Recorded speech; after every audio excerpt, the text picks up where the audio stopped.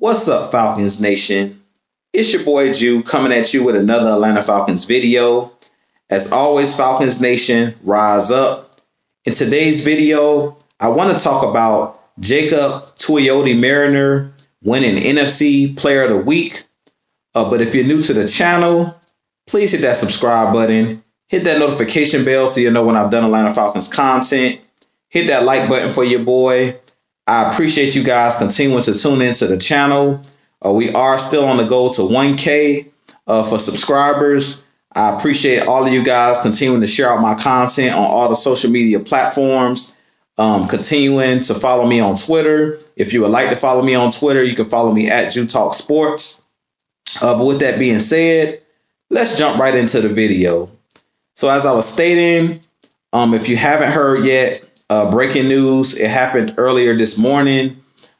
Jacob Mariner, the defensive end for our Atlanta Falcons, actually won NFC Defensive Player of the Week, which is huge honors for a player that was actually a practice squad player. He wasn't even drafted. He was an undrafted player brought in by the Atlanta Falcons out of the University of UCLA. He actually was, it's kind of ironic, but he was a teammate of Takk McKinley's at the University of UCLA. And both of those guys were actually coached by Jeff Ulbrich, who's our defensive coordinator. He was actually their defensive coordinator when they were in college. So it's definitely refreshing to see Jacob Mariner or Jacob Mariner win NFC Defensive Player of the Week. That's huge honors. He did have 2 fumble recoveries, a forced fumble, and he had an excellent game. He's not only a player that plays on the defense, but he also plays special teams. And he's just a guy who does it all. He's a guy that goes out there and plays with great energy, great effort, physicality, and you can tell that he's been continuously working at his craft, continuing to develop. And I feel like Jeff Ulbrich, Tosh Lapoy, all of these guys that's been working with these young players, a lot of these guys are really starting to turn a corner.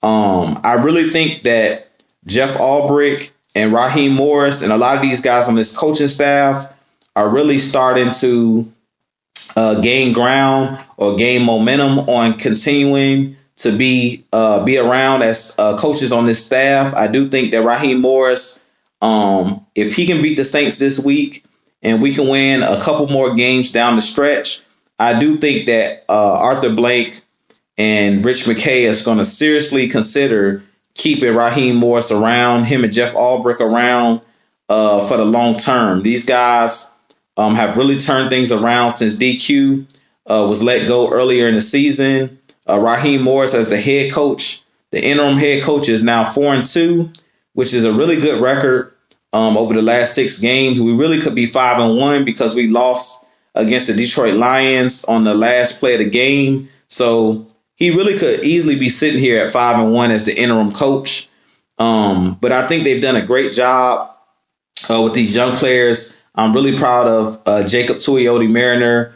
Like I said, he was a guy that was undrafted out of UCLA, and he's continued to develop. If you go on Twitter or go on YouTube, Brian Baldinger, he breaks down game film, breaks down tape, and breaks down film of NFL teams. And this week he was breaking down our Atlanta Falcons, their game against the not the Oakland Raiders, but the Las Vegas Raiders now. He was breaking down the tape of our game last week, and he broke down one of the plays where I think it was the strip sack fumble play with Jacob Mariner made the play where he caused the strip sack fumble on Derek Carr, and he was able to recover that fumble that he forced. So he was talking about the effort that the guy plays with. He says that he's one of those young players that's, could easily be one of those guys to be reckoned with. I said in my last video that I think Jacob Mariner could be one of those guys going forward that could be the player that we wanted Takk McKinley to be. He doesn't have all the attributes that Pat McKinley has, but he's a player that's continuously working at his craft. In the NFL, you don't have to be the most athletic guy. You don't have to be, run the fastest 40 and nothing like that. If you remember a guy like Jared Allen that played with the Minnesota Vikings and the Chicago Bears, he wasn't one of those guys that was super athletic. He was just one of those guys that was had a high motor, played with a very high motor, kind of like a Jacob Tuioti Mariner. A guy that kept his head down. He was a blue collar type player, a guy that, brung his lunch pail and brung his heart, had to work every day. And that's what I see out of Jacob Tuioti Mariner, being that he was one of those guys that wasn't, a number one pick, wasn't a guy that was, everybody wanted in the draft because he went undrafted. A lot of the times those guys that are undrafted, like a Jacob Tuioti Mariner, or guys that are drafted later on in the later rounds, are sometimes the guys that are the most hungriest because they want to prove themselves. And I really feel like Jacob Tuioti Mariner has done a great job since he's been with our Atlanta Falcons to go from being a practice squad player to now a player that's won NFC Defensive Player of the Week. That's huge honors, and he's definitely taken a huge step forward.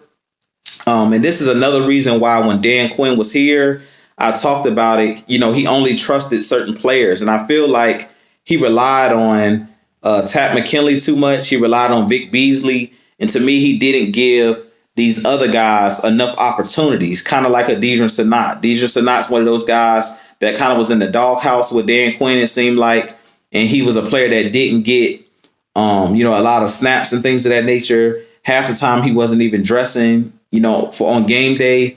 And a lot of the times you never know what you have. I always talk about it. You never know what you have on your bench. You never know what you have on your practice squad until you allow these players to get into the game in these pressure situations. And sometimes, as they say, pressure busts pipes, but pressure also creates diamonds. And I think that Jacob Tuioti Mariner could easily be one of those diamonds in the rough, that a lot of people looked over. But I do think that, he's proven a lot of people wrong. He's proven the doubters wrong. So I'm definitely super hyped for him winning that NFC Defensive Player of the Week. I expect him to continue to get better week in and week out. I expect him to even maybe carve out a bigger role on this Atlanta Falcons team. He could easily become the starter next season if he continues to ball out. But I love when I see players that are, the underdog type stories. I love to see players like that are able to, step up to the plate and able to prove the doubters wrong when they have all of the, the chips stacked against them. And Jacob Tuioti Mariner is one of those guys. I'm also super, excited to see our Atlanta Falcons players in general starting to get love from the media, because we all know that the media loves to hate on our Atlanta Falcons. The only time they ever, talk about us mainly is when it's something negative. So it's definitely great to see that our players are getting recognition in a good way and not always in a bad way with us blowing a lead or us losing a game. But they're actually getting some positive, some positive feedback from the media, getting some positive feedback from the NFL. And I'm really ecstatic for this guy, winning this Defensive Player of the Week. This is the second player this season that has won NFC Defensive Player of the Week.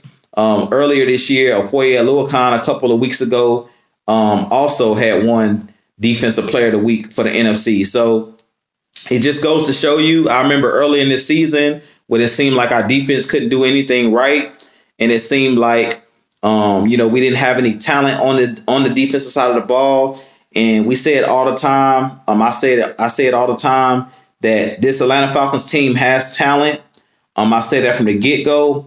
What is showing is that coaching matters, and the NFL coaching matters. And that's what's really starting to shine through, that you can see that these are the same exact players that were here when DQ was here, but he just wasn't getting the most out of these guys. He wasn't putting guys in positions where they could succeed. He wasn't giving guys a chance to prove their worth. And now with a new head coach, with a new coaching staff here, with a new voice as the head coach, because we know a lot of these guys that are on the staff was here with Dan Quinn, but we see with Raheem Morris at the helm as the head coach, he's done a good job of changing the atmosphere, changing these players' mindsets, and also establishing, his own expectations for these players. And I really think that's huge. We always talk about holding these guys accountable, holding these players accountable. But I think Jeff Albrecht and Raheem Morris have done a good job of putting these guys in the best position to succeed. And I'm super hyped for these guys, super hyped for the defense. Like I said, over the last 6 weeks since Raheem Morris has taken over, the defense has really turned a corner. Jeff Albrecht and Raheem Morris, both of those guys are doing an excellent job of coming up with blitz schemes, coming up with different ways to use these guys, using Michael Walker and Afoye Aluakon on the edge as pass rushers. They've done a lot of creative things since Dan Quinn has left this coaching staff. So you let me know what you think in the comments. That's pretty much all I had. I just wanted to talk about Jacob Tuioti-Mariner, and I'm very proud of him, of the way that he's been playing, the way that he's stepping up to the plate and trying to be that other pass rusher opposite Dante Fowler, because we need another premier guy that we can place on the edge. And maybe Jacob Tuioti-Mariner can be that guy that actually could fill in and be the full-time starter. But with this being said, you guys let me know what you think in the comments. How do you feel about Jacob Tuioti-Mariner winning the NFC Defensive Player of the Week? What do you think of him as a player? Do you think that he possibly could be somebody that carves out a bigger role next year? I definitely think he has the skill set to do it, and he has the determination and the heart to do it. But with that being said, this has been your boy Jew. I'll holler at you guys in the next video. As always, Falcons Nation, rise up, peace and love, and I'll holler at you guys.